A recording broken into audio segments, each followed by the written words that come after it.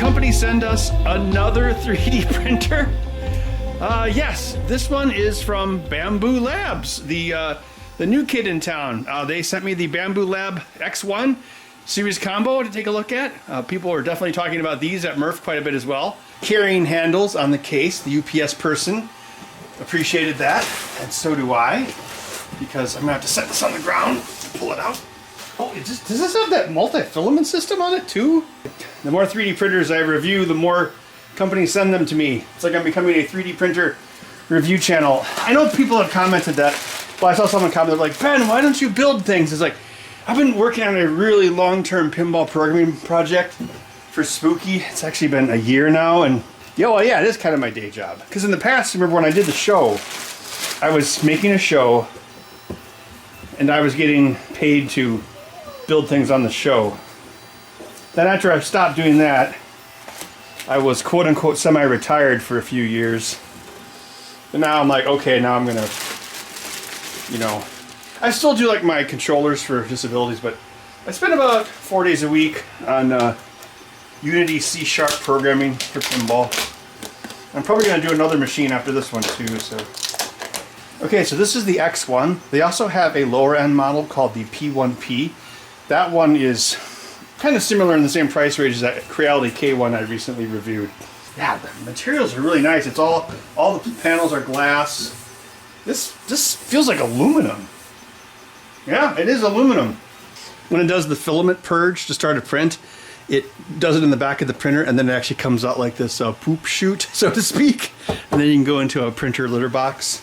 This reminds me of Thanksgiving, and you get the turkey, and like the giblets and the liver and the heart are like stuffed inside the turkey, and you got to pull them out. Man, this thing's in there tight. Now, more arrows, just like the other printer. Looks like they've got some sort of plastic carriage for this. Well, yeah, you got to take the giblets out, and that's how you make your gravy, you know. You got to mix it with the turkey juices. There we go. Oh, weird. There's like a mushy desiccant in it. Huh. It feels like the peanut butter from an MRE. Let's get this out onto a tray. Yeah, this thing just screams quality. The P1P is kind of the same thing, except for there's no enclosure. There's no sides to it. You can always add that on, but I think it's one of the ways they make it cost reduced. All right, kind of got to sneak in there and get it. I'm going to use this flexible extension tool from iFixit. This video is not sponsored by iFixit. Who's that guy who's always like, I bought 10 broken PlayStation 5s. I'm going to fix them. Tronics Fix? He's always talking about iFixit, right? Oh, great. Now it's iStuck. Now make sure you have a long hex key before you try that. That was like just the limits of mine. It's like a little wiper here. Oh, I bet they could use this to do like material changes without having to do purge blocks. You just dump the material out the back here. What's this toggle for, I wonder? Yeah, so the K1, they had the tube going through the energy chain. Here they've got it outside of it, and a much looser curve at the end. If you recall when we did the K1 video, that was something that I thought was a design flaw in that printer. It looks like that's not an issue here. What does that do? The quick start guide is okay. It seems a little thin considering the price of this printer. Like it says, oh, remove the foam from underneath the build platform, but I'm pretty sure I won't be able to remove that until I actually Z it up. Then it looks like here, this must be the filament change system. Okay, so I guess that goes in that far. And then one of these is 6-pin and one of these is 4-pin. Okay. It says you can go into either one of these. I wonder why there's two. Oh, I bet you can daisy chain them. There must be some sort of like filament cutter in here. So notice there's 4 separate extruders up there. So yeah, oh yeah, those extruders up there must retract the filament and bring it to the cutter. And then, oh, that's probably why they have a lot of stuff set up for purging, because you'd have to purge this much material, I assume. Guess we'll find out. Why am I going to use the rear spool holder if I'm using this spool delivery system at the top? So let's just skip that step.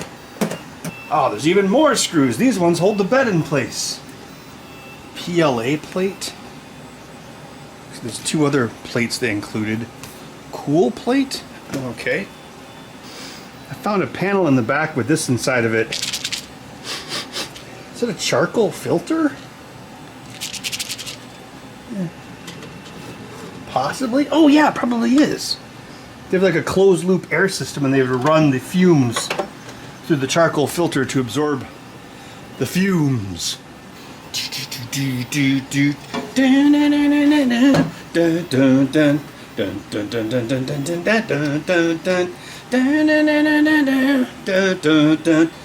That ribbon cable is kind of difficult to get in place. And of course, oh yeah, let's get it on. Is there a soft power on? Yeah, look at this. Holds 4 filaments. Looks like they've got their own motors. Or actually, maybe it's a linear detector. A linear detector? You know, basically detects movement. I don't know. I guess we'll see what happens. I only know 2 languages, lady. English and bad English. Yeah, these are in here pretty tight. I didn't want to force it, so I'm just going to let it bring the bed up. Looks like this is one of those printers where you use the glue stick as a release agent rather than a stick agent.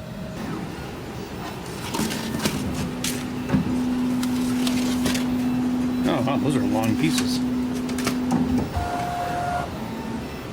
It kind of looks like the head of GLaDOS. Holy crap. Oh man, that is one thick bed. Bambu LiDAR? Wow.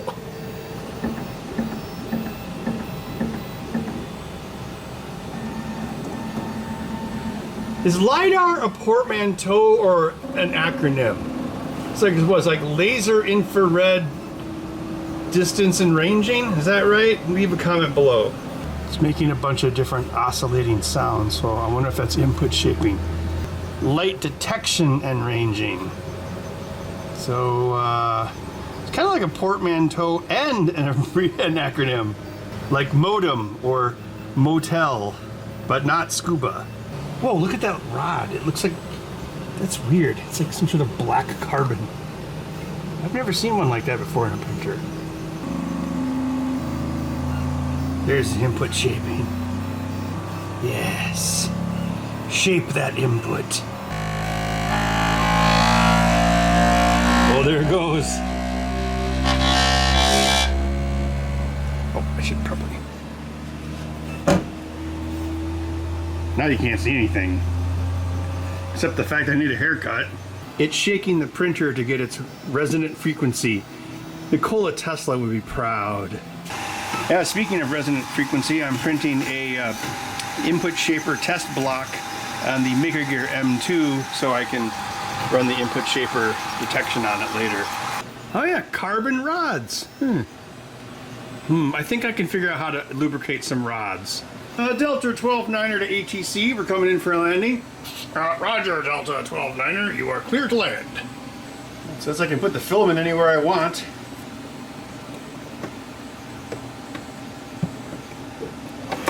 Whoa!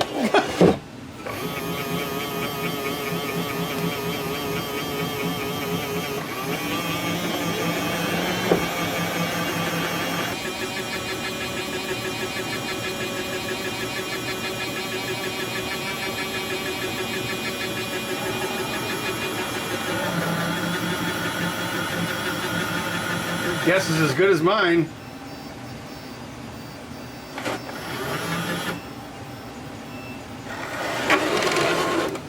Whoa! Does that mean it's done?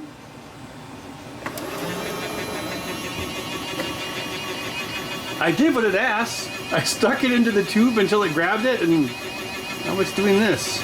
Oh, it's got active drive wheels for the spool itself. Oh, that's awesome. I've always wanted that. I've wanted to build something like that because that is the #1 problem is like when you just pull this to make the spool rotate, it causes it to get bound up. But if you actually rotated the spool with the filament, in theory that shouldn't happen. What's something simple like soup? Well, this must tell you what to load for multicolored parts. The response time on the touchscreen isn't the greatest. Yeah, see 2 colors of PLA. Place above filaments into AMS slots from left to right. So which was it? Was it left, second left, second right, rightmost. They should have like a little number on it. Well, the instruction manual said I could put the filament in wherever I wanted. That back button is precariously close to print now. Okay, this is 23 minutes. Let's see what it does. I mean, is it going to just pick whatever filament is loaded? I wonder, you probably have to tell it what's in what. Kind of reminds me of a pick-and-place machine. Looks like it's taking a mesh bed level. I notice there's a chamber temperature, so I'm going to leave the door closed. Well, 28C isn't that hot. Bed 35? That seems kind of low. 35 degrees? That's almost freezing! Well, it must be okay with this filament being loaded over here. Oh, looks like we're off to the races. Doing input shaping again. Wonder how fast this is going to print. I would assume it's 300 to 500 millimeters a second. Apparently I'm going to print a bearskin rug of a polar bear that got hit with a steamroller. While we wait, a cat.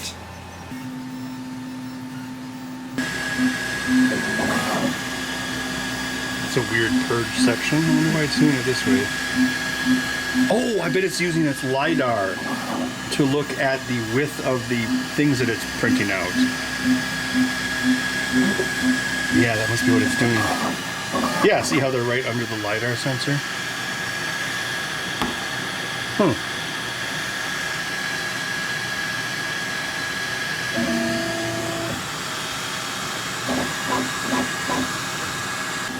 So Clipper does something like this too. I believe that's for its pressure advance, where it will print multiple lines, and then I think you can like take a photo of them and then put them into the software, and then it will be like, oh, okay, this line that I printed, that's the best line, and then it'll use whatever those settings were for the rest of the print.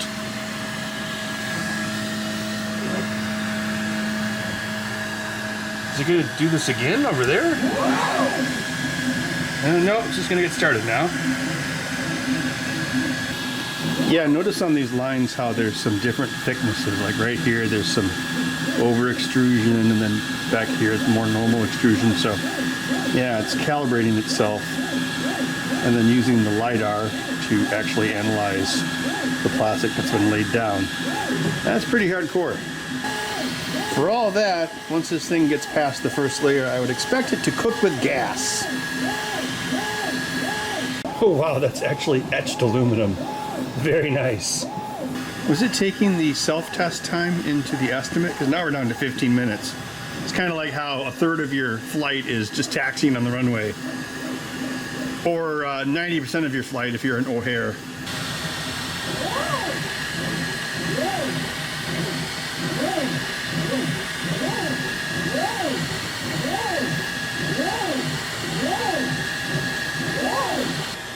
It's like the scenes in The Office where they're trying to see what Michael is doing through the bathroom door.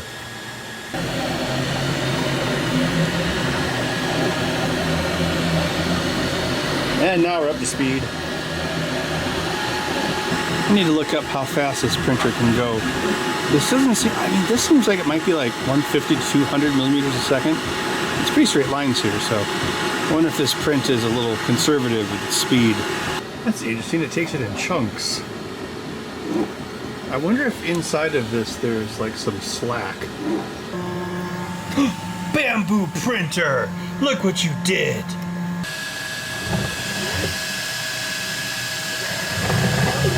The top surface, or the top line layers, it's really smooth. It almost looks like, you know, non-printed plastic. Yeah, look at that top one there. You can see it was going like doot, doot, doot, doot.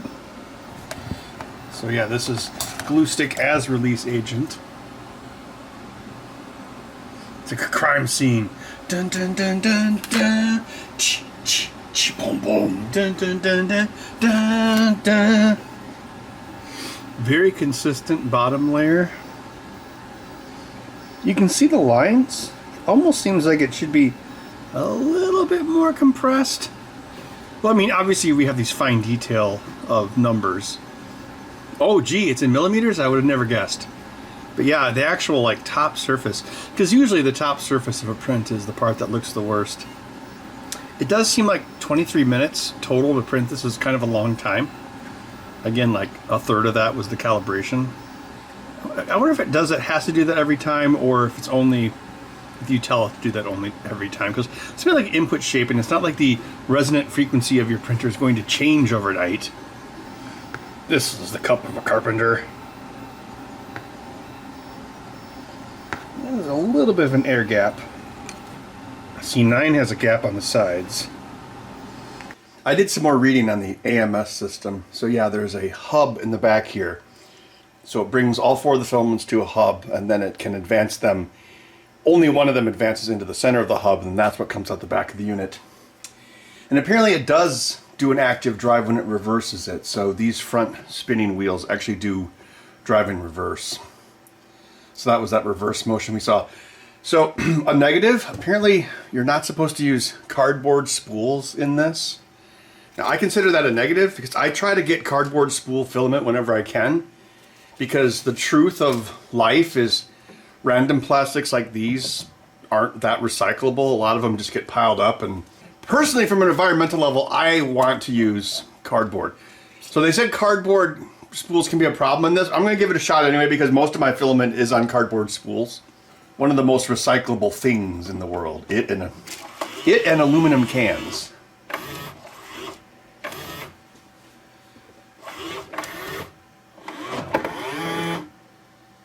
So is it retracting the previous filament?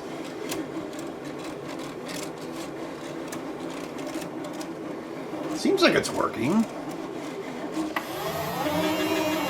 You know what the actual problem might be is not the fact that it's cardboard, but the fact that the cardboard might flake up and create dust which can foul the system. You see, this cardboard spool. This will go into a hopper and it'll get turned into napkins, no problem. Oh, also they have RFID chips in their branded plastics. It's not required to run the printer, but then it will tell the printer, oh, this is what the color is. So over in the software, which I'll show you in a bit, it actually knows this is green. This chamber is meant to be airtight, and these panels down here, you can open them up and they have removable desiccants. Actually, keep dust off the prints as well, or off the filament. It looks like it was purging the old filament out the chute, the green filament. Let's see if, yeah. That's so cool that they have that chute, because normally the purges end up on your build platforms. You have to go in there and, you know, grab them off with your hands. Are you a cat? Are you a large loaf? So this does give you, this does include the setup time with the print estimate. The 42 minutes for this whole thing seems a bit high. The quality isn't even remotely close to the Bambu, but this one can print out one of those in about 42 minutes as well. So yes, it seems like even though the Bambu can do high speeds, it seems like it's more, the focus is more on quality and ease of use. Ben, this video is not about that printer. It's like, well, it's about printers in general. See, I still even have the old MakerBot. And this signed autograph I still need to give to Felix someday.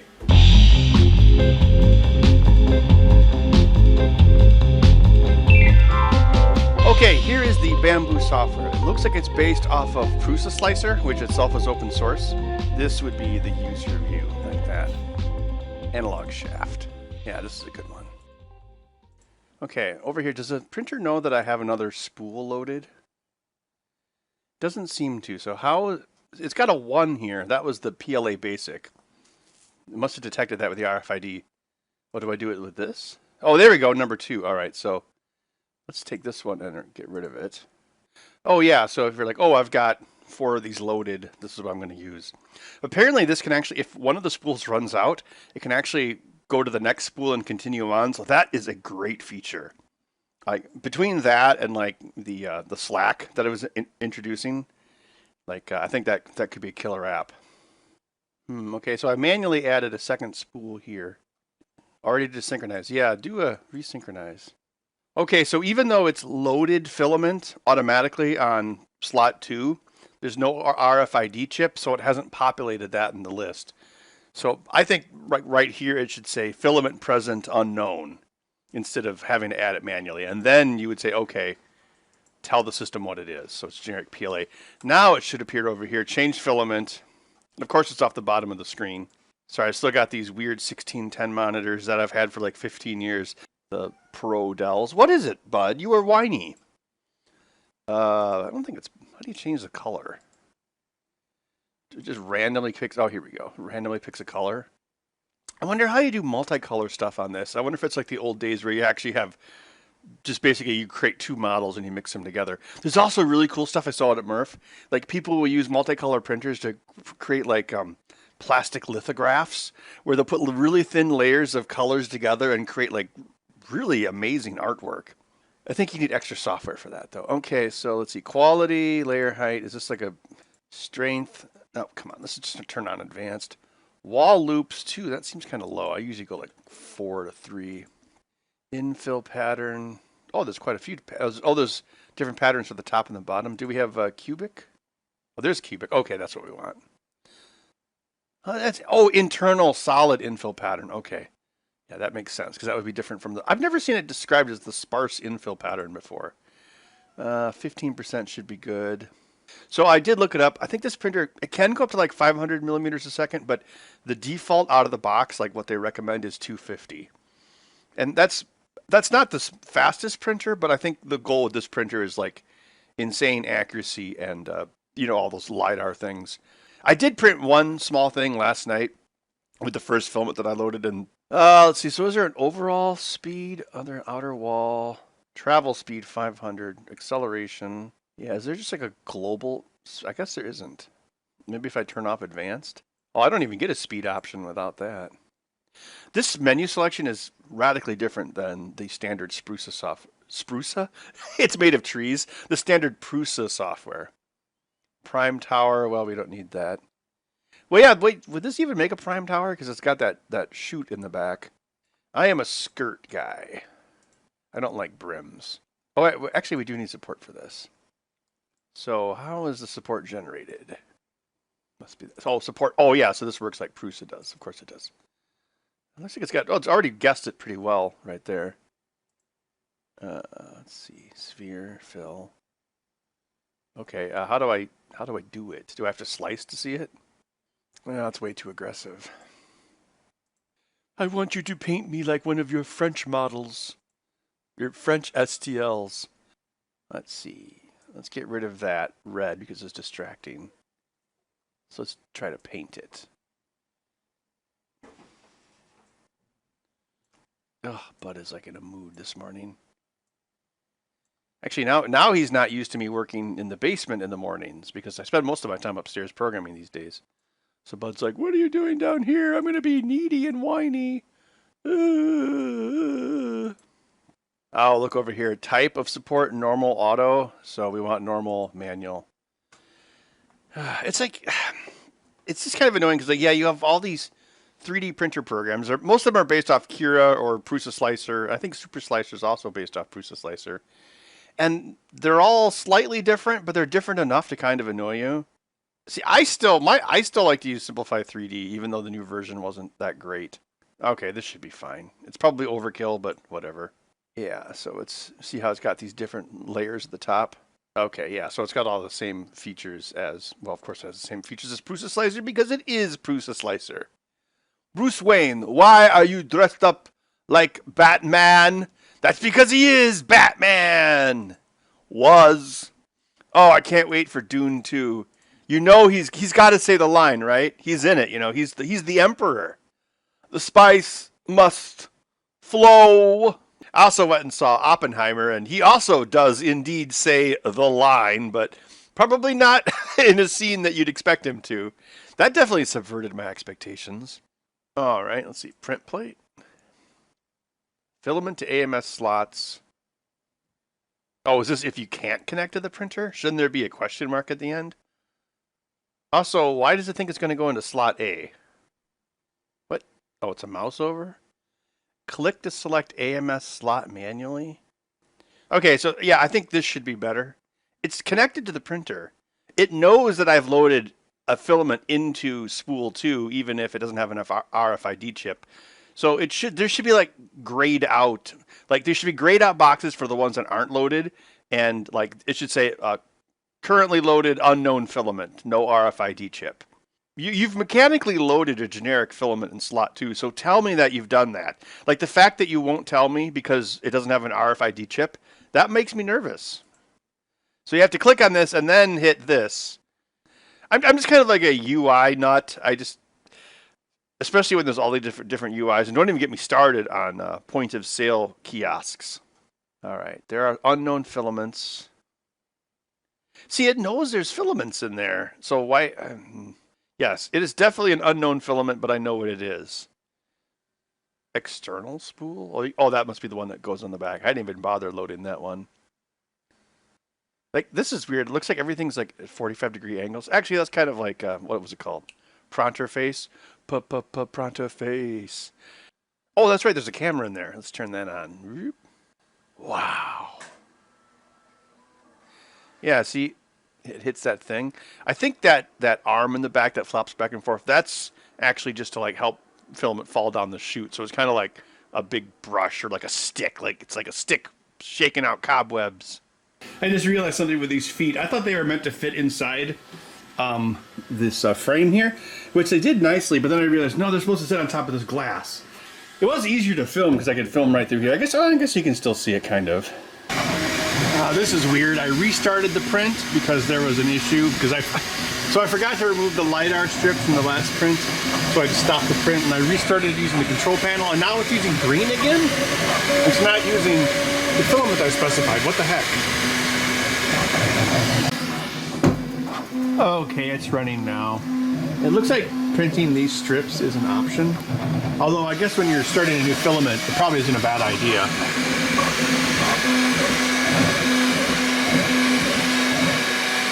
Let's take a look inside.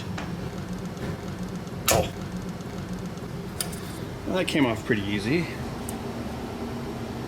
Let's take a look at the first batch of prints that I did on the X1 Carbon.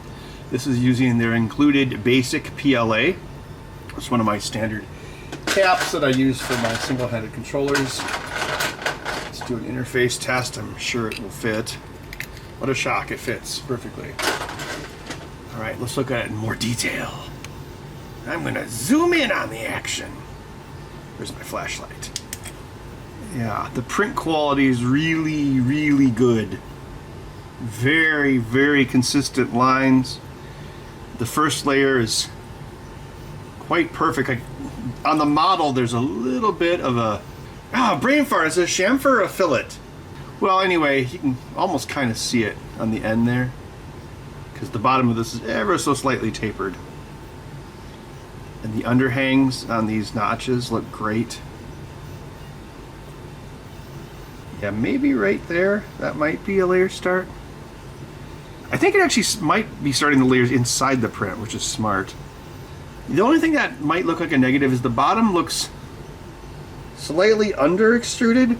You can definitely see the individual lines. I would have expected that to be a little bit more smushed, but I guess that's what they want. Like the inside where there's a little bit of a chamfer on my design that actually resolves, because usually the first layer has some amount of elephant's footing. I mean, it's really small. It's like 0.03 inches. Let's see how the releases release. When you begin the beginning. Hey, remember in The Rocketeer, when they go to the nightclub? The singer? That's Jan Levison Gould. No Gould. You know, Rocketeer is something they should remake. And people are like, no, it's a classic. No. The Rocketeer has a lot of issues. You were just distracted by 21-year-old Jennifer Connelly. We all were. If there was a secret jetpack in World War II, it wouldn't have been invented by the Americans, it would have been invented by the Germans. It should have been the Americans trying to steal it from the Germans, not the other way around. And it should have been set in World War II. The thing is, there's nothing for him to do with the jetpack. He flies through a cornfield, he flies through a skylight, he flies through a blimp. That's all he does. There would be way more things he could do with a jetpack in the theater of war in World War II. And then you just have like a French version of Jennifer Connelly, and she's like in a village, and he like saves her and stuff. And then there's like there's these bombers, these American bombers being attacked by like advanced German jets. And it's like, oh no, we're going down. And then look out the window, there's the Rocketeer. And then he goes and he fights. He becomes a Foo Fighter. Deep cuts for you. Oh yeah. Yeah, that fits really well. Like, can you see the little bit of a shake? That's like the tolerance, because Yeah, man, this prints really, really well. I mean, yeah, when you get to the top where the layers are kind of spread out over the curve, it looks less good, but like, and this is just 0.2 millimeters as well. This isn't even the highest setting. There is some overhang, unlike this arrow here. Of course, I mean, that's to be expected. It wasn't lies, Jenny. It was acting. Yeah, see this part here? So you've got this inset screw hole, and then it's got a chamfer for the flat-headed screw. And then it's got another chamfer around that. Like, usually when I print this is usually like hung over, because, you know, it prints like this. Yeah, so this, I don't even think, did it put it, I don't even know, there weren't any overhangs in it. It just printed it just like this. It didn't generate any support here. Well, again, it's going to be using the Prusa style supports. So it creates a little lattice under the top and bottom surface, and then it puts the vertical columns. Vertical columns! The Department of Redundancy department puts the vertical columns on top and below the lattices. Or is it lattice? So yeah, this isn't the fastest printer I've ever seen, but the quality is really, really good. Now you might be looking at this and saying, that doesn't look like good quality. It's like, no, that's exactly what the scanner picked up. So normally that error doesn't resolve itself in the print very well, but it did on this printer. Yeah, you can see it over here as well. I should probably take that into Mesh Mixer and fix it. These are the scans that resulted from that Creality Ferret scanner I reviewed a couple months ago. Alright, I think I want to try some polycarbonate. Alright, so close this. Okay, how do I unload filament? Oh, I guess it already was retracted. Back to the hub, and you just kind of pull it out. Alright. Let's try a polycarbonate benchy. Or shippy, as I like to call it. The shippy benchy. Oh, it's clear polycarbonate. Alright, let's just stick it in here. Push it in. Takes it up. Now, polycarbonate is kind of, it's considered an exotic filament. Well, it's not that exotic, but I've never used it before, so I wonder if this machine will automatically tell me the settings for it, so I can just kind of print and go.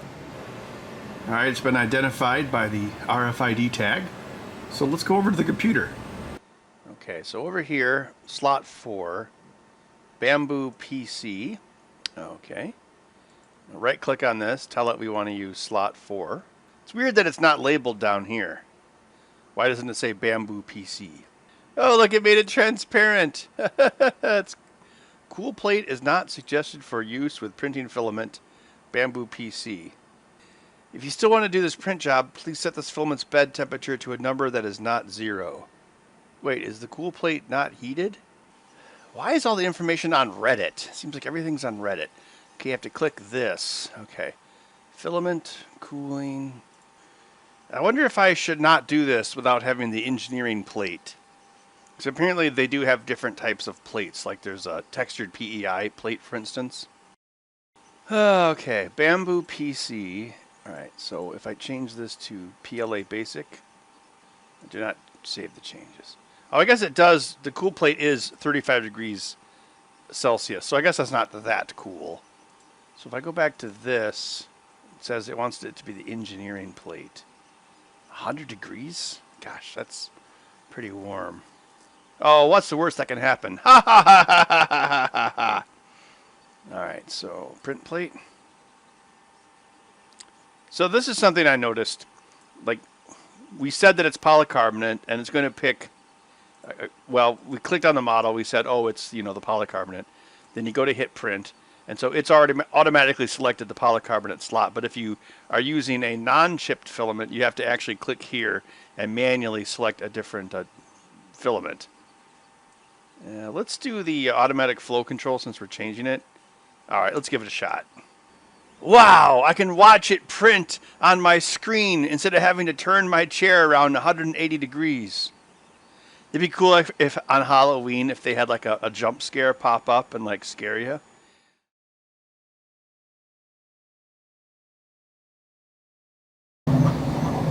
Still quite quick, even with polycarbonate, which prints at a much higher temperature than PLA.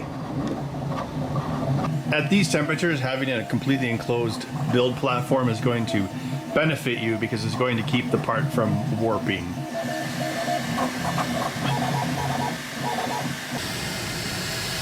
Alright, hopefully we can remove it. Oh, yeah, not too bad. Oh, it's still, the whole thing is still warm, like the heat from the bed must continually go into it. Well, why wouldn't it? Well, even still, yeah, it feels, the whole thing is warm. I guess that's the point. One simple hack for your Bambu printer. Large magnet. Wow!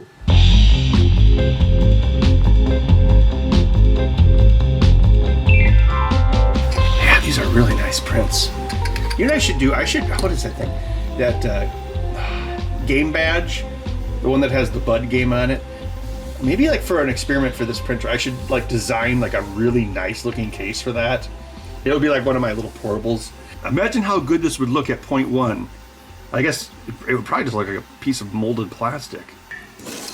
The battery I had in the game badge, see, I just used a bunch of like cheap quadcopter batteries because they were cheap. But if you wanted to be slick, like a flatter battery would allow you to make a more svelte unit. This one could be good. 850 milliamp hours. Oh, that's plenty. And what's this? Oh, it's from a Garmin. Oh, it's almost exactly the same size. And these both have more power than the battery we used. I think that was a 350 milliwatt hour. These would run the game badge for like 7 hours at least. Okay, this is the front half of the game badge case. It's got layer 53 of 57, but it still has 24 minutes to go. I guess that must be the ironing time. So it's going to somehow smooth the top layer of it using heat, and apparently that takes a long time. But let's see how that compares to a standard print of the same object. It's printing the final layer now. What is that gap there? That's kind of weird. This must be the ironing layer.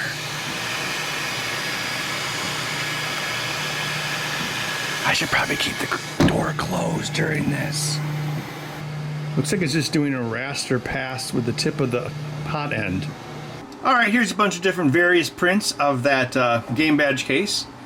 Here's one using the PLA that came with the system. This is standard PLA. Again, the sidewall is very nice. This one was printed at 0.1 millimeter layer height. You can barely see the layers. You can if you have a magnifying glass. The sides feel really nice. Top layer is still pretty good. That is usually, like if you're actually trying to get like a high quality, visually good print, the top layer usually is where you run into problems. Then I printed that same file. This is the same file with just a generic black PLA, and we had some bubbling here on the top layer, not nearly as good of a result. And then, of course, this had support material on the inside, which wasn't removed on this one. The support material is pretty easy to remove. It's the Prusa style because it's using Prusa slicer. Here's the same file, but I printed it with this side down. So it was printed like this. Some of this stuff actually tore up, didn't stick quite well. This is a nice smooth surface. On the inside though, you can see we have some bubbling. So yeah, I think I might print another one of these, but let's move on to the front. So this is using a slightly lighter colored plastic. I think these are both, not Hatchbox, Overture. These are both Overture, yeah, on the cardboard spools. So this one printed pretty well. I think I only did this one at 0.2 millimeter layer height. Let me double check. Yeah, this one's at 0.2. I didn't remove all the support material because I'm not sure if I want to use this one yet. So then I printed this same file, the same filament, using the ironing setting. And this is where, after it's done, it goes over with the hot end and actually kind of irons it out. And yeah, you definitely get a much smoother surface. It's not like perfect, but yeah, it's definitely improved. It doesn't quite look like an injection molded part, but it gets it a lot closer. Yeah, and that took about, for a part this size, it took about 15 minutes to do that. Not too bad. So right now I'm printing the buttons with a slightly lighter colored gray, and I'm also going to do the ironing on them. Although instead of doing raster, I'm going to do concentric circles outward. So if there are artifacts from the ironing, which there are, you can see horizontal artifacts from the ironing. And that's, the printing went this way. Actually, I think it was this way. The printing's always diagonal, and the ironing was horizontal, so you can see artifacts, but still, it's pretty cool how that worked. I should say remove the support material. Yeah.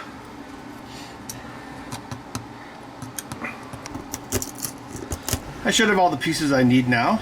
There was still some bubbling here, like before, but the welding reduced it a little bit. So let's use everyone's favorite, some hot glue. Should really hot glue the edge of the batteries, not the center. Oh well. It's kind of a short power cable on this. Okay, then we have reset button and the program button. The speaker. We're going to have to give that a little bit of tiny bit of glue as well. Make sure it's sort of in the right place. Let that set for a second. Okay, let's slide the USB port into place. Looks good. And we've got, yeah, this part I probably could have designed a little bit better. I should have had the things that actually hold the PCB in the back. Then I could lay this into the front. I guess I could put a little hot glue in it. No, I must stop with the hot glue. I'll just line it up. Yeah, it'll work. Then we'll just kind of eyeball this. Oh no, look what happened. Oh no, I did not hit her. I did not do it. I did not. Oh, hi Mark.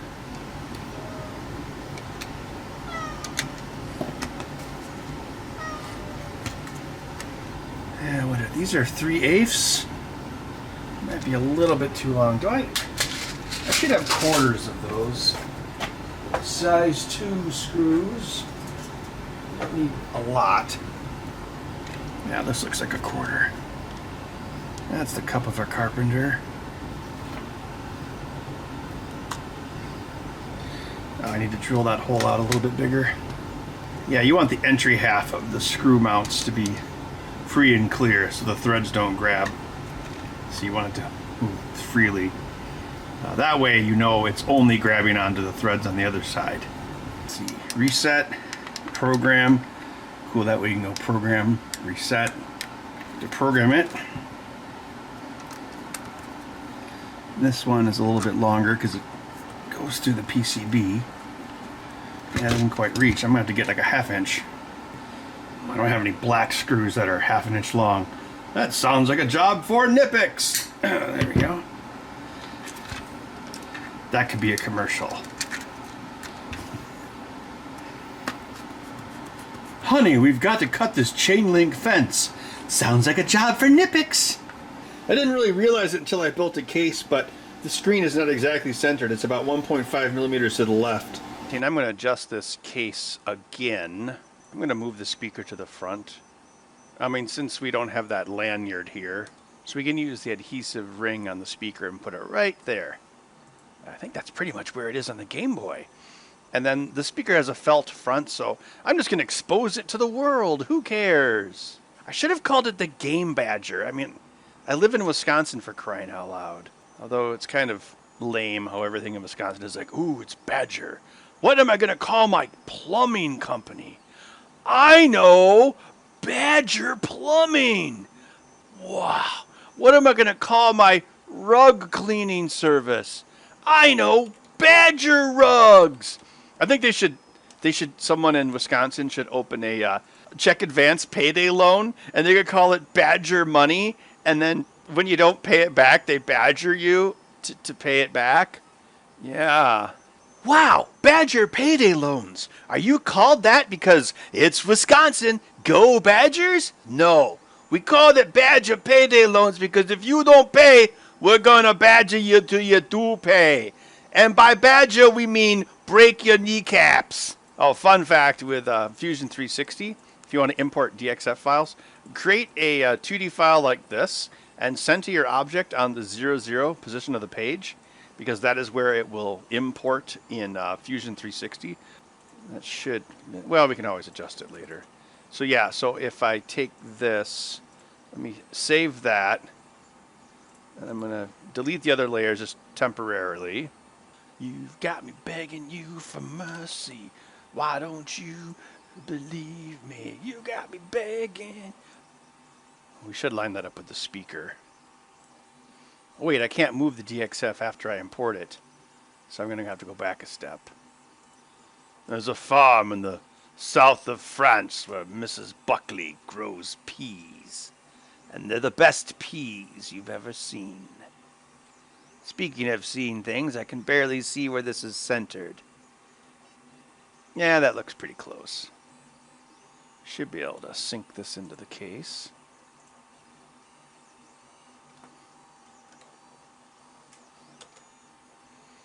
Game Badger! Yeah, I'm going to reprint this with the big speaker hole and the text on it. Alright, so I'm going to hit print plate. Yeah, so I have to manually select, what is that, A2? Yeah, okay, A2. And let's see. Sure, we'll do the flow dynamics calibration again, why not? Do it. And you have to do enable AMS because we're using the multi-system. I extended the speaker wires down from here over to here. Maybe that's where they should be in the future. I mean, this would be a good place for a speaker. I got so hung up on, having some clip holes that I didn't realize that was a good place for a speaker. Instead of putting it like behind the PCB. Anyway, speaker has some adhesive on it, but I'm going to give it a little bit of extra love. Just a tiny little bit of hot glue. Happy little clouds. Happy little hot glue. I've printed this file several times, making adjustments. As I mentioned, the screen was a little bit off, but then by adjusting it, I made it off in the wrong direction. So I fixed it until it broke. Got the ironing on the back. The black didn't iron as well. We have a reset button we can push. This dark gray did iron pretty well. Game badge text there resolved pretty decently. Alright, let's try the D-pad. Speaker out front definitely helps. I probably should put a headphone jack on the next one of these.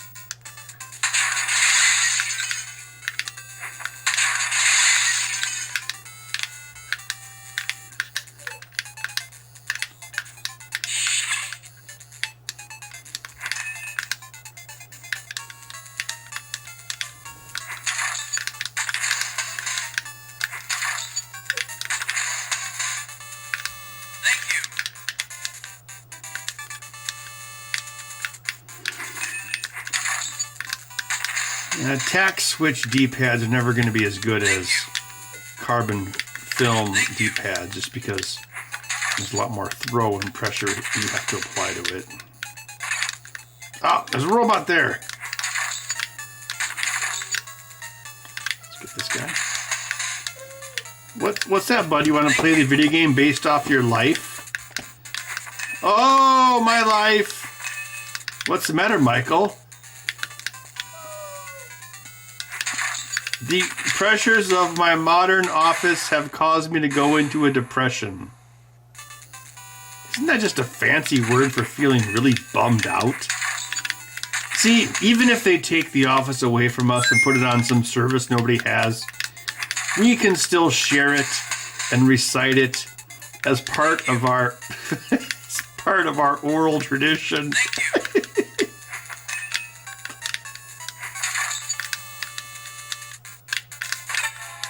Oh!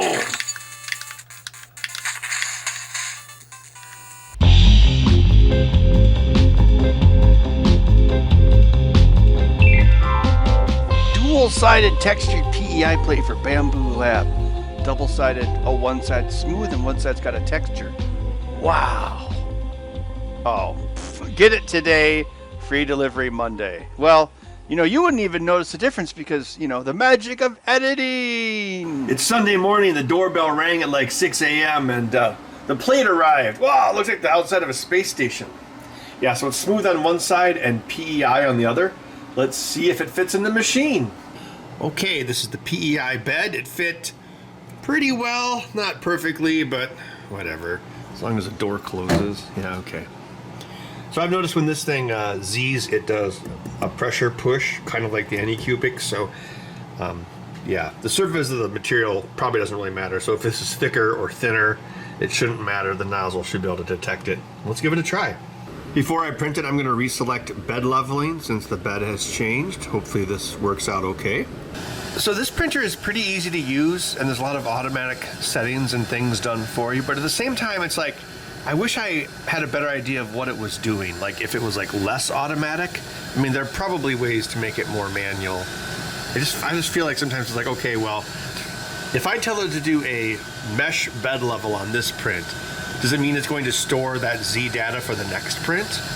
I mean, there has to be an answer to that, but I don't know what the answer is. I wish I knew.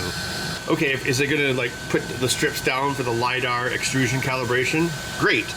Is it going to save that data? So, okay, let's say I print with the polycarbonate, and it does the LiDAR strips, and then I print with the polycarbonate again.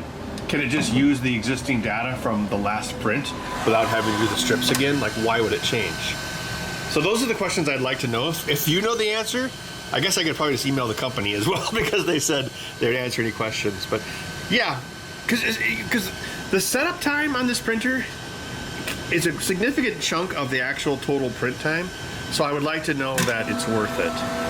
You know, I would prefer that it not check things twice when it doesn't need to. Build plate localization marker was not found. It's scanning the build plate. Look at that, there's a little tiny QR code. Especially in today's world with like right to repair, RFID chips and spools, even if you don't require them, or optical scans of build platforms, that's gonna make some people nervous. See, it's doing a pressure Z anyway, just like the Anycubics do. They basically have a force sensor inside the head there, kind of like how a little postal scale works. So why does it matter what the material is? I could put a slab of milled steel in there, like ABE, and it shouldn't matter. Actually, I guess if it doesn't print, maybe it does matter. Oh, terrible adhesion. Okay, a quick check. Not read it this time. Actually says you have to set the plate type. So let's go textured PEI. Apparently it will actually change the G code. Okay, yeah, the bed's going to 60 now, so that's pretty normal for PLA and PEI. Nope, it's still not sticking on the textured bed. Okay, I feel like an idiot. The cool plate, flip it over. Engineering plate. PETG ABS TPU PA PC. But how do you know this one's going to be flat? Look at all the detritus on this. How can you ensure this is going to be flat? This actually does have a little bit of a texture. Let's try this one next. Although I'm disappointed. Out of the box, the generic one didn't seem to work. I'm going to try and copy this badge and put it on the PEI. Because this channel is Ben Heck Hacks, not Ben Heck Accepts the World as It Is. Oh, irony of irony. Look what I found on printables by josephprusa.com. It's the codes! So, what a shock. Other people have done this. I can't believe it. Let's see if this works.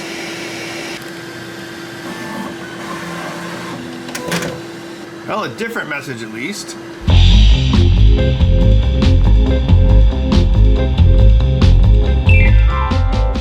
Switching gears, almost literally, because there's a gear in here. This is a wheel from my lawnmower, which has a power front wheel, so it like pulls itself along. But this wheel spins out the whole time, so I thought about making like a death wheel.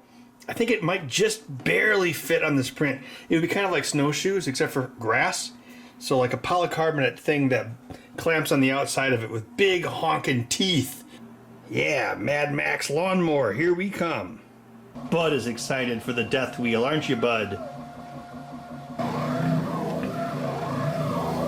Ah, my wheel is printing.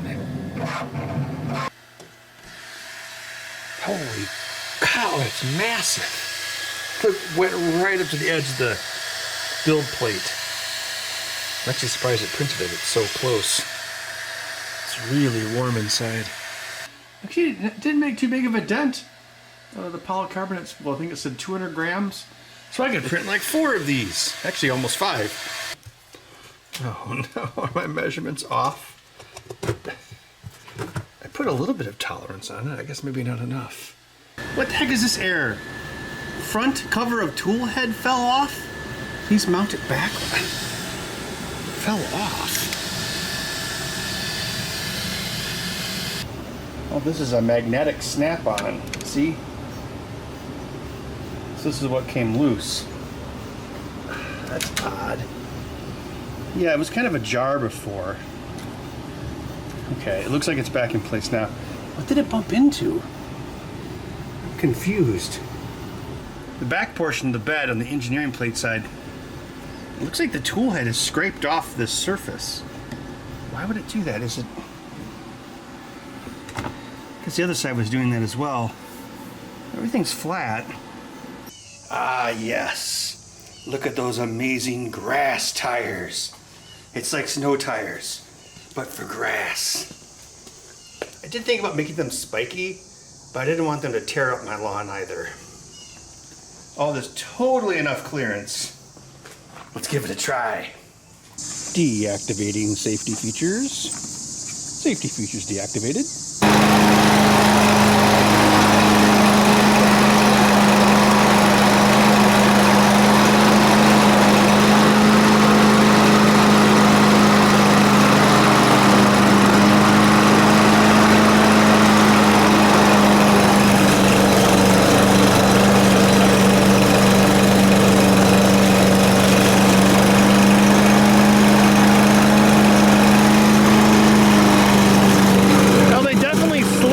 Than the other ones, but maybe they slip a little too less.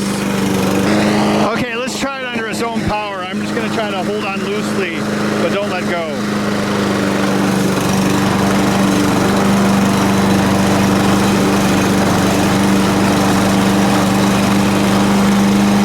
Yeah, it's pulling itself nicely. It's like walking a dog. Stop! Hey, those worked great. They're less effective on concrete, which shouldn't be a surprise. But for grass, yeah. Cool, let's build something else. I'm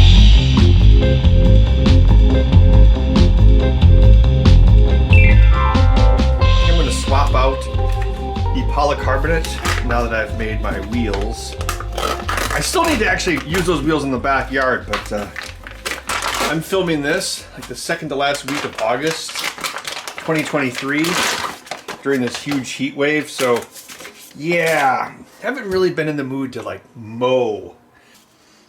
All right, let's load this chipped PLA Basic White. I was working on some controllers this morning, so there you go. My work here is done. I've got some Xbox controller parts I could print, so let's try some parts in white. I washed both sides of this plate in the sink, and then I tried to print it just raw, and it didn't stick, so I had to re-glue stick it. So yeah, they say the glue stick on this acts as a release agent, basically as a barrier between the plastic and the surface, but it also seems like it does also act as an adhesive.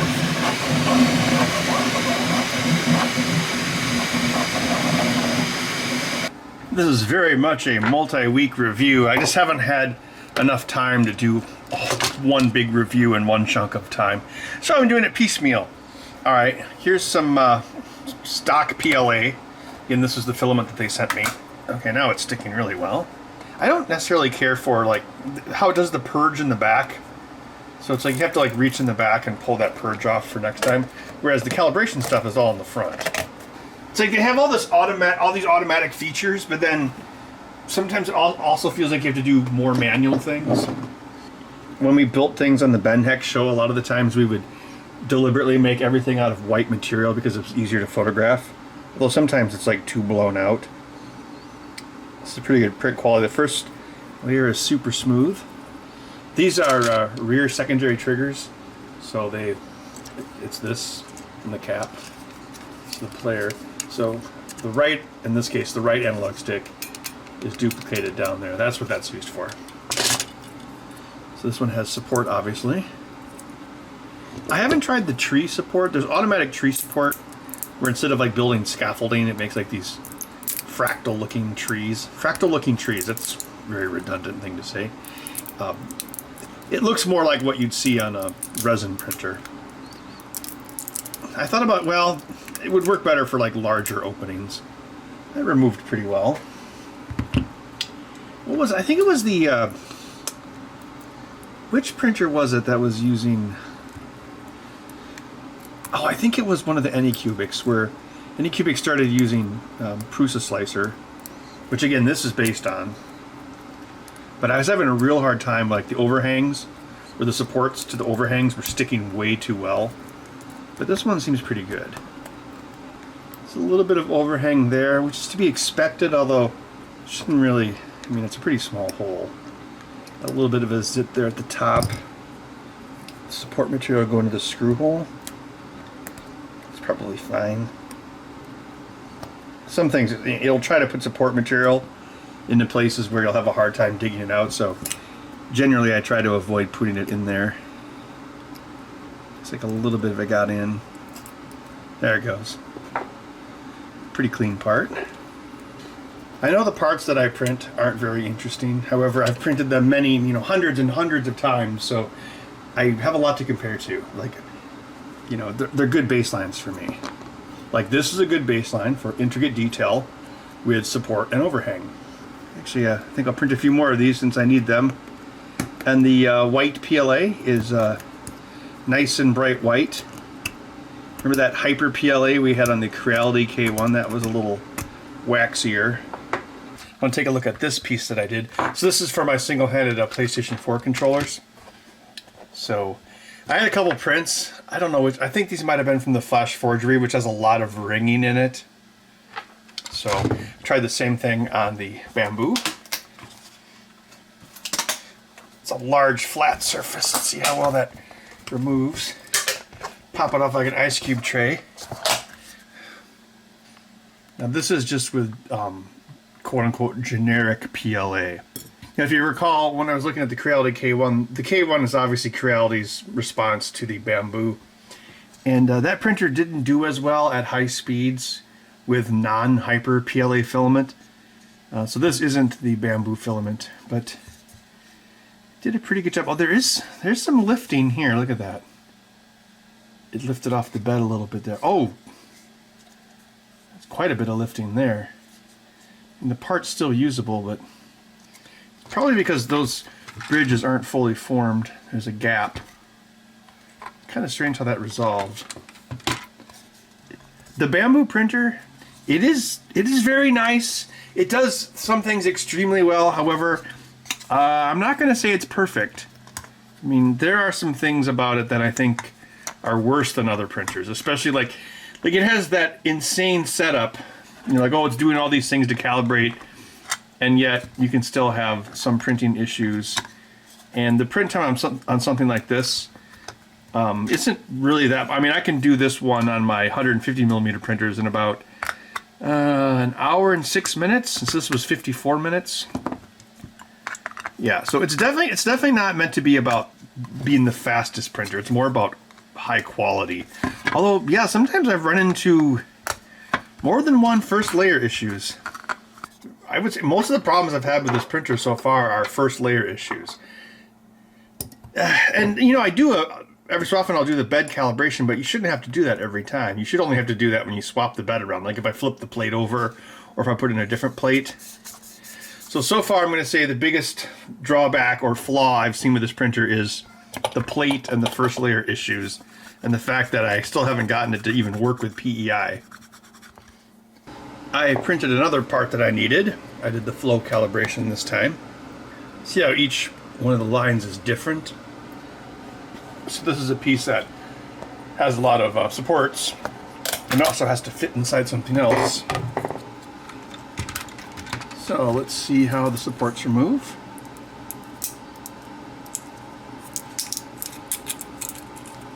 Came off pretty easily. Now these tines, should have a tine counter on the screen. These tines fit inside something else. That's why this is a good test.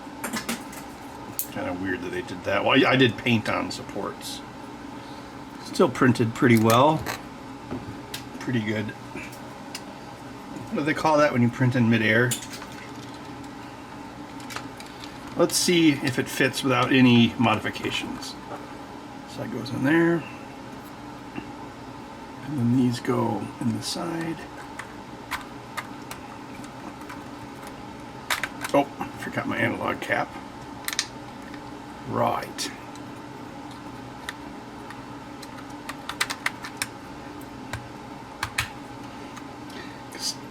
Often I have to like shave down the sides of the tines. Oh, yeah. Oh, yeah, very snug. Let's see if it releases. That's what these little slits are for here. To remove or pop open the tines. Oh yeah, it releases just fine. Cool, very accurate print. Nice. See, I removed the screws so it's less labor, so I can not raise the price. Here we see the bud cat in its natural environment, watching the 3D printer print. And now the cat has chosen to go into the human seat so it can smell the farts. Let's take a look at some other stuff that I printed for my simultaneous controllers. This is for the PlayStation 4. Just do a digital zoom in. Yeah, where's my flashlight? Oh, wait. I should go get my new flashlight from the swap meet. Yeah, it's one of these guys. Let there be light. Yeah, really nice layers. There is a seam here. I thought that was randomized on these. I guess not. Other than that, really nice. I think the main thing I've noticed with this printer is like, yeah, sometimes for all that probing and whatnot, the first layer quality is not always the greatest. And then I still haven't gotten it to stick to TPU. Yeah, that's nice though. I think these are 0.2 millimeter quality layer height. Look at this thing has a stand, a hook, and a magnet. This movie has an explosion and a vampire.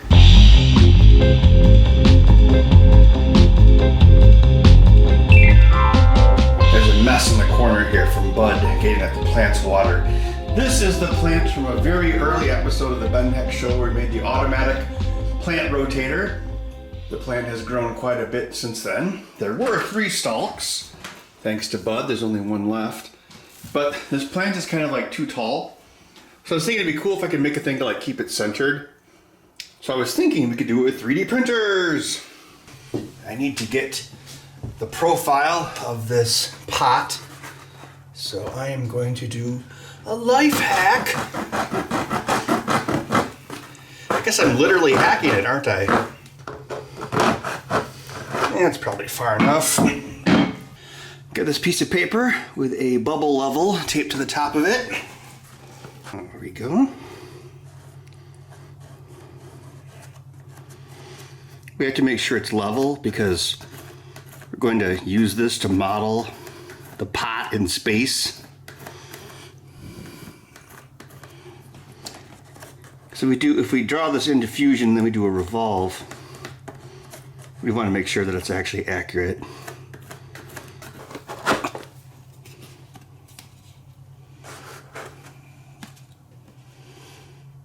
It slopes in more than I would have thought. This is why I still have a scanner in the year 2023. In the year 2323, if scanners are still to be. In the year 1.5 million, mankind is enslaved by giraffe. He will pay for all his misdeeds when the treetops are stripped of their leaves. All right, so anything you scan comes in full size. So this is the actual size. So we've got this. Now I'm going to bring this into Adobe Illustrator so I can trace some lines. Then we can export that to Fusion 360. In all the world, there's only one technology. A rusty spear for practicing proctology.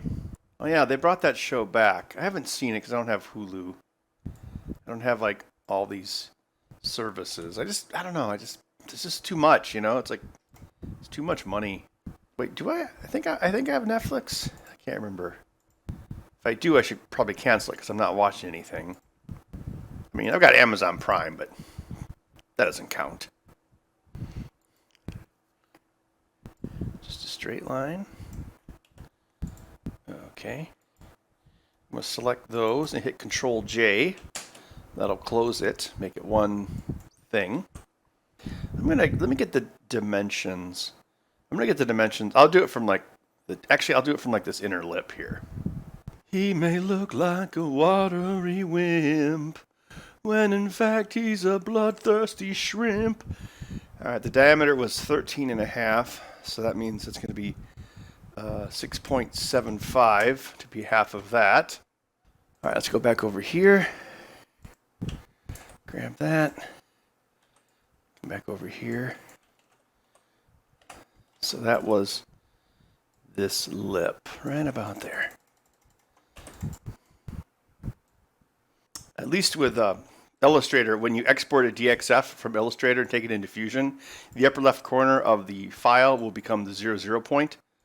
So by doing this, I will orient everything in space as it actually will pertain to the piece. Let's say the stalk is, it's about 3/4 of an inch thick.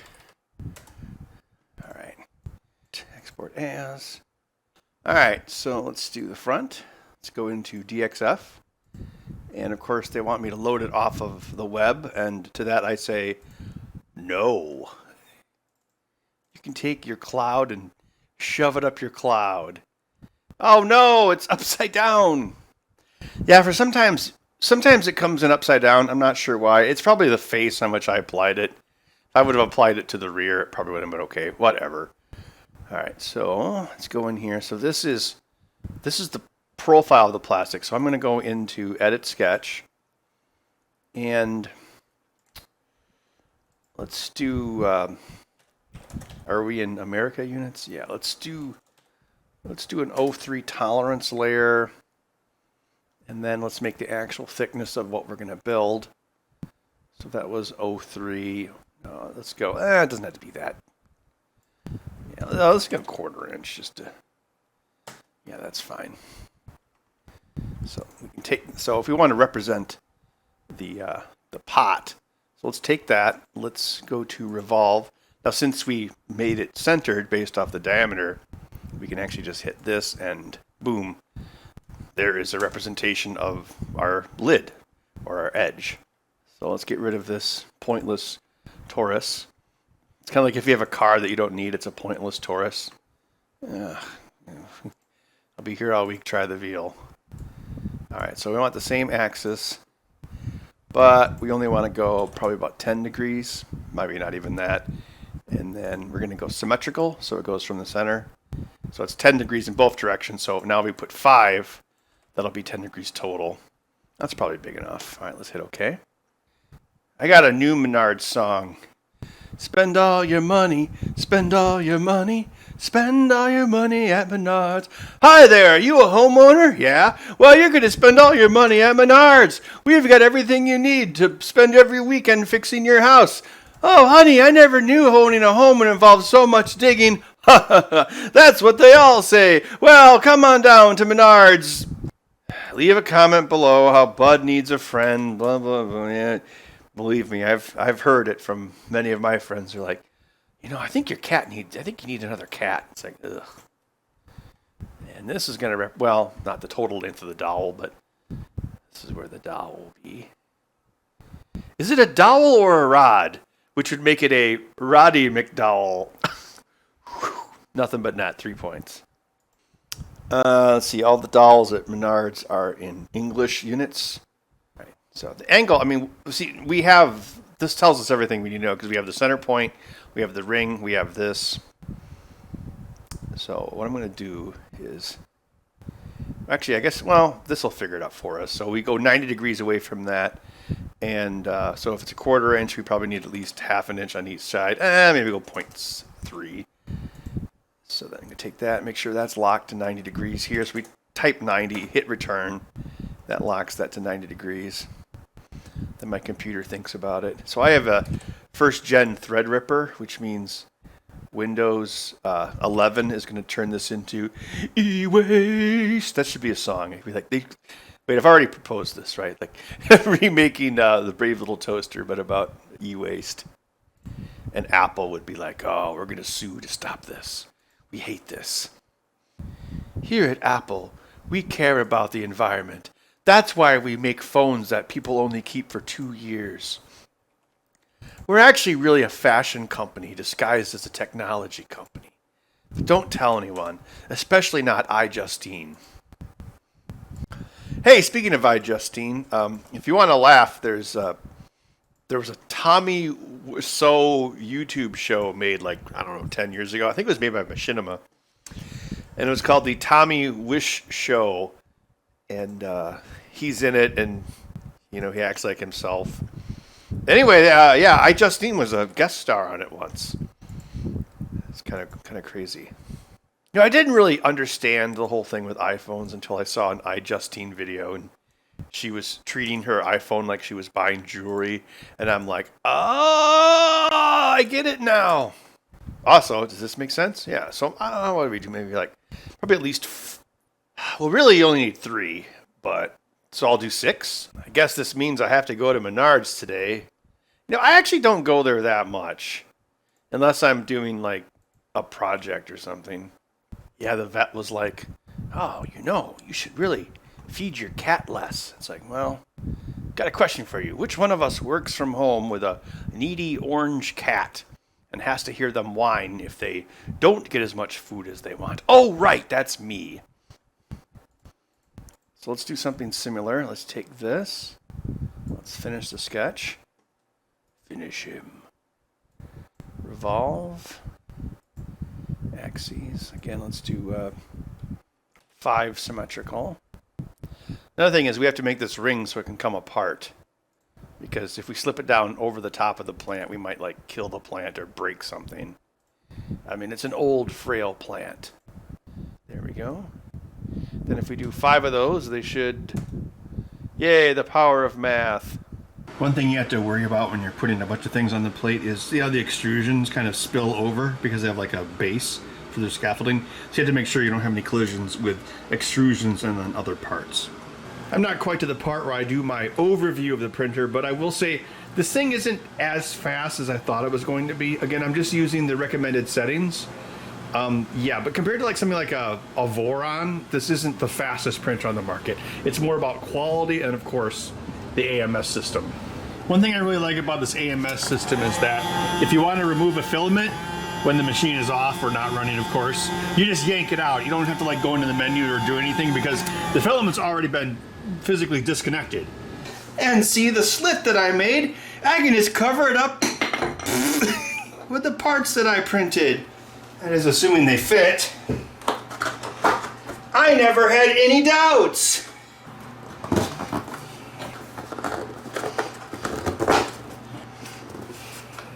Cool, I'm printing the ring part now. We know you have a choice of airlines when you fly Delta, and you'll get a cookie biscuit out of the deal. All right. That didn't take too long to print. I did the flow control since I haven't printed this filament on this printer before. Oh, that sounded pretty good. It's like one of those lame gears from Castlevania 3 where it's not actually what a gear would look like.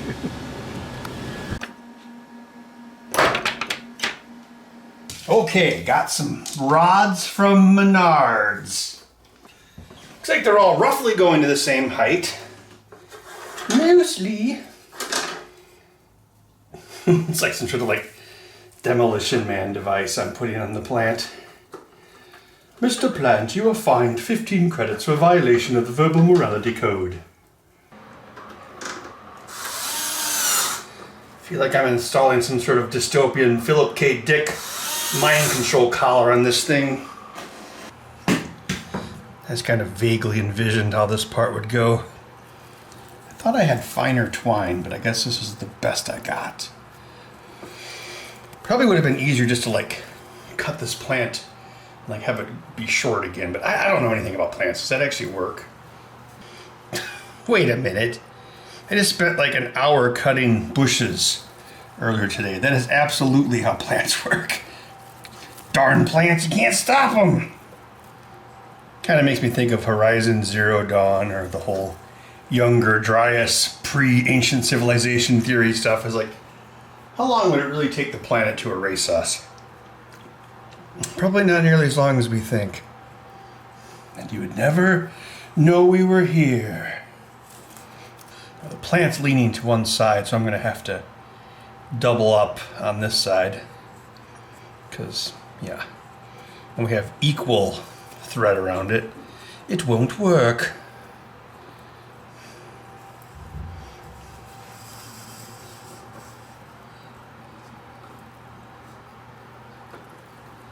Copyright strike this, Warner Brothers. This plant was once unloved, lost, tossed away, listing to one side, hapless in life. But now, thanks to one man and a 3D printer from Bambu, the plant stands tall and erect, much like bamboo. The plant, not the printer.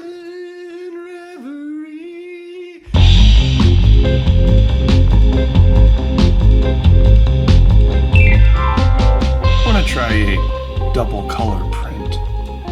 Filament selection PLA. Place above filaments into AMS slots from left to right according to the sequence.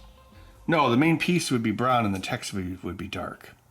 Can you change these? It looks like they're baked into the G code. So I have to change my filament to match this. I mean, it should still work either way. I'll run this one with the bed open because I don't think the heated chamber is going to be that important for PLA. Doing input shaping again. Wonder why. Okay, it did the flow control test using the first filament, the beige filament. But yeah, it's not going to do two flow control tests, is it? Because this filament's already here, unless it does an offset. Maybe it'll tell me to remove the detritus. That's such a great word. Detritus. Ooh, say it again. Detritus. It's weird that it was purging the color that it was already in there. Well, I suppose, yeah, we'd have to make a purge block at each level. I put some painter's tape on the cover because it was popping off every so often. It might be a magnet issue. I can check and see if some of the magnets came loose. Again, for what? I've been using this thing, 2 or 3 weeks now, and oh yeah, the cover just magically pops off. It's cool that it's a quick release magnet thing, but if it's gonna randomly pop off, then maybe it should be held in place better, like maybe a latch and magnets. Look who's purging now. Is it doing a LiDAR scan of the pieces? Well, if it only has different colors on the top and the bottom, we're gonna have to wait a little while before we see the next color change. One thing I've learned recently with this printer and the Creality K1 and then putting Clipper on my Maker gear is that I think the reason they like the Core XY, which is what this type of printer is, where it's got like the two belts intermeshed, so to speak. I think the reason these printers are more popular now is because the force in either the X or Y direction is pretty similar, unlike the bed slingers where you've got a huge variance in the resonance in the X and Y axes. So I think that's why printers like this, they're more consistent, therefore they can run faster. Speaking of which, I just cleaned out the printer's litter box so we can see exactly what is pooped out by this procedure. Yeah, the top surfaces of the coin on the right, it looks like it's leaving some gaps. I'm guessing that's where it's going to put the other material?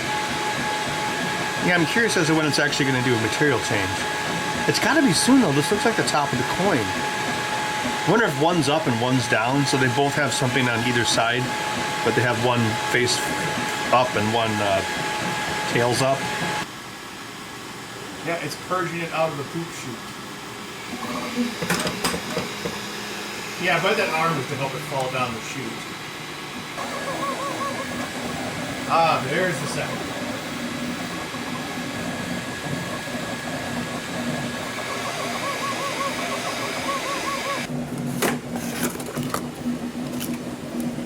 Oh, that's not much of a purge at all. I'm going to try to set up my own multicolored print. I downloaded this cat yin yang thing. Cats and yin yang seem quite appropriate. It doesn't look like it lined up properly. Well, it's because it was two pieces to do this manually. Nathan Drake, you found the lost treasure.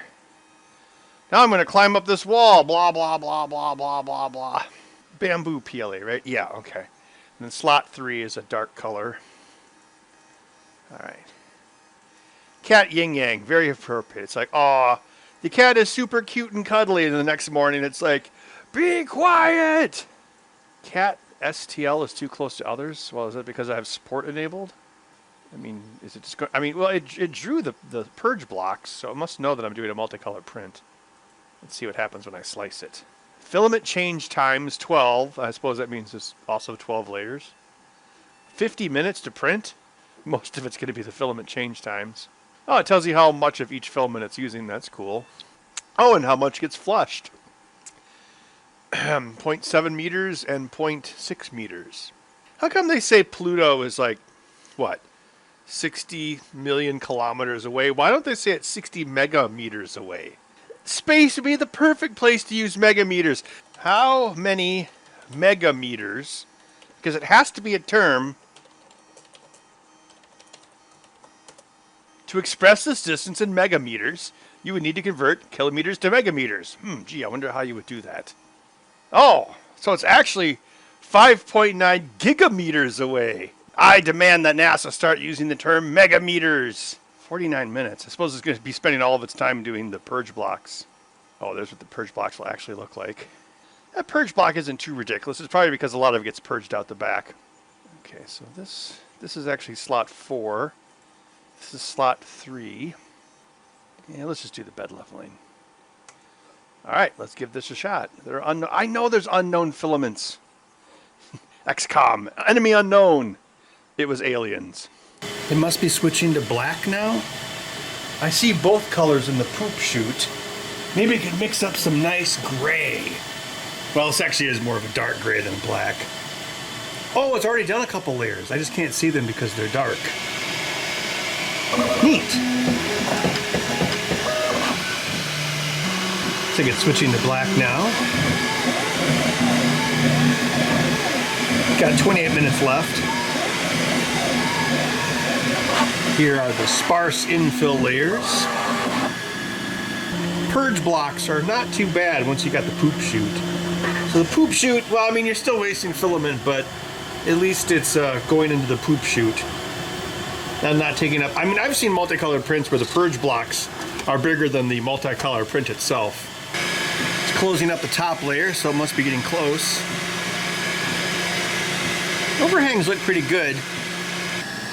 It's done! Let's take a look at the multicolored prints.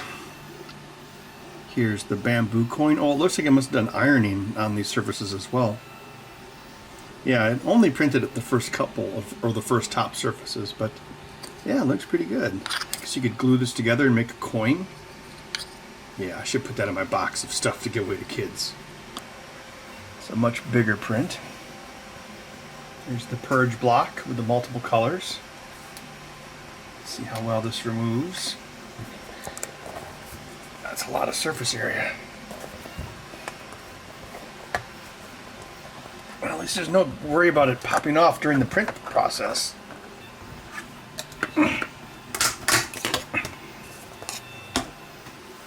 Oh, the bottom surface looks really good. So is this... Yeah, it's definitely fused together. Oh, wait, can you pop it out? I heard a little bit of a crack. Now, unless you really attack it, I don't think that's coming apart. Where's the orange cat? Oh, I should have printed it in orange. It'll take about 15 minutes. It's kind of a long time for a small part, but the color changes actually went pretty fast. Oh, let's look at the waste bucket. Right, so we've got the purge block from the printed bed, and then here's everything it pooped out the back. Yeah, you can see it did make gray on several occasions. Yeah, you can basically see the transitional poops. So yeah, that poop chute is a nice addition. And it uses it when it just does normal filament changes as well, not necessarily when you do multicolor prints. Because when you switch which spool you're using, the AMS, it effectively does a purge change anyway. But yeah, I like the fact that you can, with the AMS, you can just pull the filament out. You don't have to like heat up the hot end and then pull it out and then stick it in while the hot end is hot. the printer's already mechanically disconnected it for you as part of the procedure. So even if you're not printing multicolor materials, the AMS seems pretty handy just for printing multiple colors or having them on hand. Because at first I was like, oh, it's not that hard, you know, to change materials or change the colors. But, you know, when you have to preheat the hot end, it takes time. So I like the fact that it makes it pretty fast to swap the color, even if you're not doing multicolor prints. I should drill a hole in this and make it into a giant, like, 70s medallion necklace for Bud. What's the matter, Bud? You don't like your 1970s let's get it on medallion? I should have printed an albatross. Oh, he's consigned to his fate. All right, so I loaded up two of the sample spools that came with the printer itself. One of them is PLA carbon fiber, and the other one is PLA support. All right, here's the game badge case again. All right, so this actually is... Oh, I did update. Okay, Bambu PLA carbon fiber. Now what I want to do is I want to see if I can make the support in a different color. Filament for support. Okay, so we should be... Oh, yeah, okay, we'll select slot 2. Yeah, do that automatically. All right, so there's the black carbon fiber stuff. And, oh, look, it's like a little organic forest in there. Wait, it's not even... How is that supposed to work? Look at that. It's not even like... I don't think that's going to work the way we think it will. 1 hour, 54 minutes. That's not too bad considering it's a, you know, a 2-color part. There's our purge block over there. Did the flow control for carbon fiber. Carbon fiber sounds super cool and all. One thing you got to think about with these printers, though, if you have exotic materials where there are things embedded into the plastic, such as carbon fiber or steel, copper, or even wood, those things can actually wear down your nozzle faster than other plastics because if the elements that are embedded in the PLA go through the nozzle sideways, kind of like, you know, instead of going straight through, it actually causes it to get worn down. So it's a bit of a crapshoot when you do that. So just keep that in mind if you're going to print with abrasive exotics, that you might have to swap your nozzle more often than you normally would.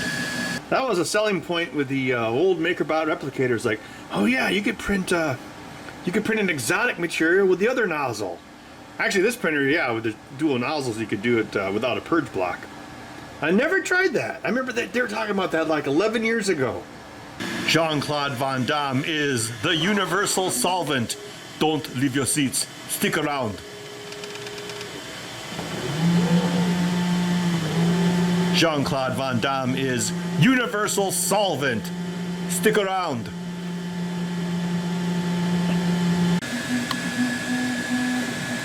Oh, that's crazy. Like that glue stuff is like a shiny blue.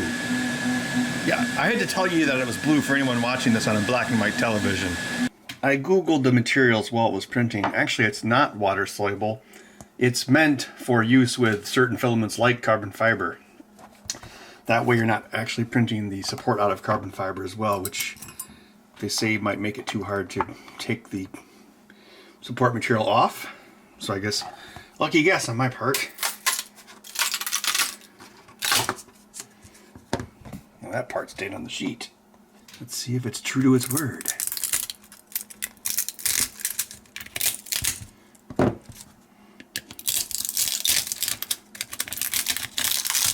Well, that part came out easily.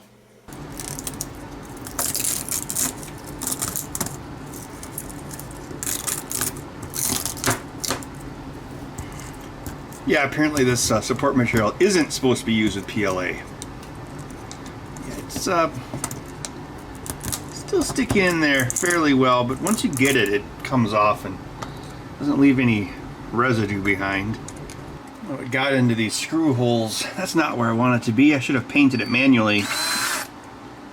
Support block is interlaced layers. That's kind of cool looking. Decent amount of stuff in the waste bucket. It's like someone had a haircut.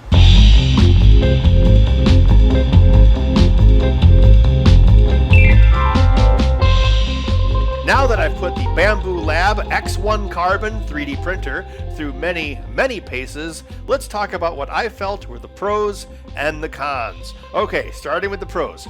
Very high build quality. It's a very nice machine. The print quality is also very, very high. Some of the best print quality I've ever seen on a 3D printer, at least a consumer grade 3D printer. And for the most part, it was very easy to set up and use. The AMS, Automatic Material System, was very handy, not just for multicolored prints, but just for having multiple colors of filament available, and it's really easy to swap them around. Like, you don't even have to heat it up or have it cool off. You can just pull the filament right out of the AMS and stick another one in, and the machine handles the rest of it automatically. So I'm guessing there's some sort of built-in cutter in there someplace as well. And I love the poop chute at the back of the unit that purges material out the back so you don't have it piled up in the corner of the bed or hanging off the bed. Some of it did end up in the bottom of the chamber, but I guess that's probably inevitable. Some of that's probably also my fault. So yeah, it's a great printer. However, it's not perfect. I don't think any printer has really become like the plug and play microwave of printers quite yet. So let's go over the cons. I had trouble with build plate adhesion from time to time. There were some times I had to abort the print because the first layer just wasn't sticking. On that same note, I couldn't get the PEI bed to work. I ordered an aftermarket bed. The Wi-Fi interface required you to sign up and log into the Bambu website. I'm never a fan of that. I don't like it when printers try to get you on a list or something. And there are plenty of other Wi-Fi enabled printers that don't require you to do that. At one time, the tool head cover popped off for some reason. It's just held on there with magnets. I guess that's for quick access. So it's kind of a pro and a con. It's easy to take it apart, but it can accidentally get jostled off. Just overall, there was, for the price of this printer, okay, well, Bambu Lab sent it to me for free to review. However, I do know that it is one of the more expensive consumer printers. So for the price, it did seem like there was a fair bit of tinkering that you still had to do. It didn't just perfectly work out of the box. And then also, the software, it's based off Prusa Slicer, so it's a well-known software. However, changing the filaments and saying, oh, we're going to print with this filament and it's going to be in this certain slot, that part was a little confusing. I think obviously they could fix that with software. That's not a big deal. But at least in the model that I had, I felt that was still a little more confusing than it probably should have been. So overall, it's a really great printer. It's not perfect, but it is one of the nicest consumer printers that I've ever come across, and the print quality, as long as the first layer sticks, is amazing. So yeah, I definitely recommend it. It's a great thing to have around the shop, and I hope you enjoyed this review and enjoyed looking at all the projects I made with the Bambu Lab X1C Carbon 3D printer with the AMS Automatic Material System.